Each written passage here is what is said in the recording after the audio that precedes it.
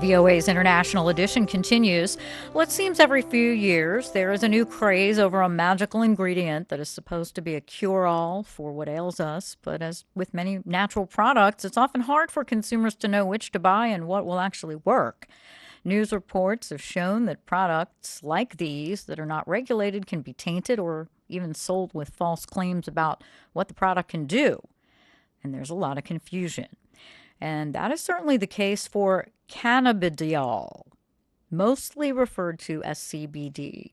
It's actually an active ingredient in cannabis derived from the hemp plant that many claim can help treat conditions like pain, insomnia, and anxiety. Products with CBD are turning up all over the place as more and more companies look to cash in on this trend. Joining us now is Kevin Wachs, founder of Earthly Body and veteran hemp industry entrepreneur, here to understand more about CBD and what consumers should do to make sure they're getting a product that's safe and is the real deal. Thanks for being with us. So in your view, as someone who works with this product, selling and educating people, what do we know about CBD and if it actually works? There's a lot that we don't know. If you can understand that, it really is something that's relatively new from a standpoint of people finding out what it can and can't do.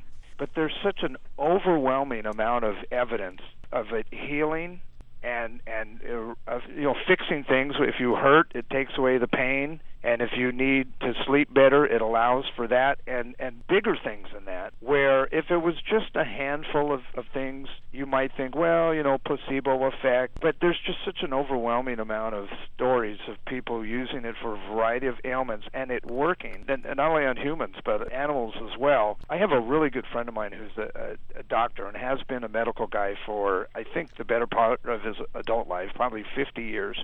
And the thing that he said, and this is sort of the mindset of the medical community, which is we're not exactly sure, but it's clear that there's something there. And I think the reason they don't know exactly what that there's something there is that the clinicals are now just starting, and the clinicals take time. So really late to the game for the clinical trials, but they're coming. They're in the process, and I think what we're going to see in the next couple of years is more than just this anecdotal evidence about it worked on this and it worked on that. That will actually be a clinical trial that will say this absolutely has a positive effect in ...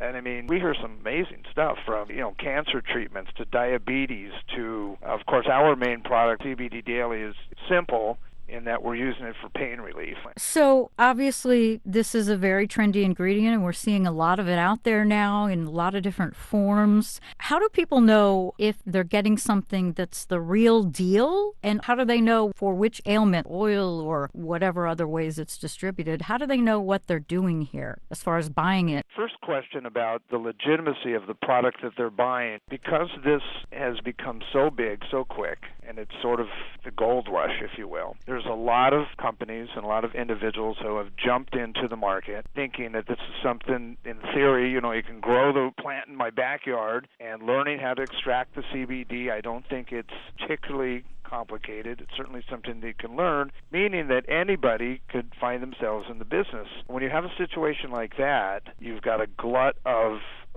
people who don't recognize the fact that you're using something somewhat of a medicinal way, and there's protocols that you need to adhere to. How do they find that out? There's a variety of ways, but the go-to is with a QR code that's on every jar. Scan the QR code and it'll take you to the third-party report. It'll tell you when it was made. It'll tell you everything about that particular product and its potency level and this, that, and the other. And it's basically a copy of the third-party testing done by an independent lab. And choosing a reputable lab is important as well, because just like the CBD manufacturers, the labs are popping up left and right. We'll test for this, that, and the other. So it's got to be a reputable manufacturer and a reputable lab. You might be buying a cream that you think has CBD in it and it has nothing. But it says it has CBD? And absolutely. It says it has it, or it'll say it has, 60 milligrams, and it's actually got 10.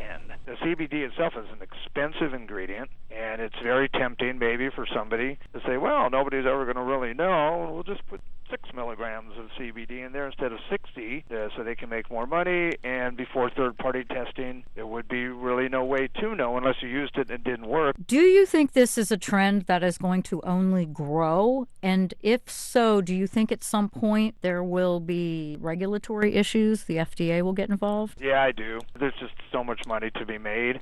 And I think that once the feds recognize the amount of money there is to be made, that they'll get on board. One unique thing about CBD is I'm quite sure that I'm giving you good information here, and that is, unlike almost any other drug, you can't OD, I mean, you can't use too much of CBD. I don't think there's ever been any incidents of somebody used too much of it.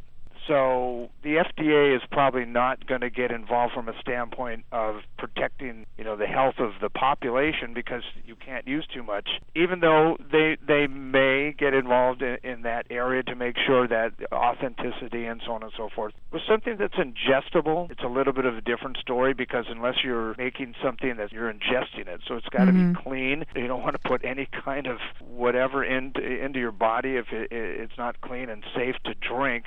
Doesn't necessarily have to do with the CBDs, but maybe with the other products that are in it. It's not pure CBD that you're drinking with an ingestible. The FDA will probably at some point get involved, which is good. On the other hand, if you look at the vitamin industry, supplement industry, the FDA never has gotten involved there. So the other side of the coin is maybe they won't, because right now CBD is treated the equivalent of being a vitamin or a supplement. All right. Well, we certainly do appreciate your perspective. That is Kevin Wachs. He's the founder of Earthly Body and veteran hemp industry entrepreneur. We appreciate your being with us.